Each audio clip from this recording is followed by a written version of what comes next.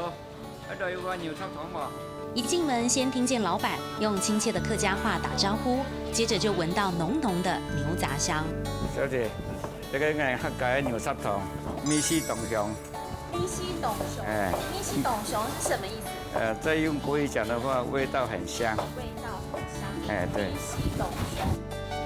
这家专卖牛杂汤的老店被网友称为台北牛杂汤第一把交椅。老板肖根德和老板娘都是高雄美浓客家人，每一块肉都要比较均匀一点。在台北开店30年，从路边摊卖到店面，已经传承到第2代。客家牛杂的口味坚持不变。因为我们客家人特别爱用姜，然后跟九层塔，比较清爽一点，而且比较不那么油腻。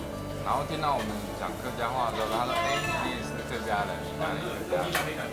就会变成吃了以后东西也觉得好吃，所以他们就会常来。客家人最常用的佐料生姜，大量用在汤头里，再加上10几种中药材，每天花2小时熬煮。蘸酱也很特别，用生姜和辣椒沾着吃。年轻时北上来打拼，肖根德不忘美浓家乡，老家门口有棵130年的龙眼树，是当地客家人聚集地。原本生病快哭死了，肖根德特地回乡捐钱救树。他这棵树小时候就在这个龙眼树爬上爬下，有这个感觉。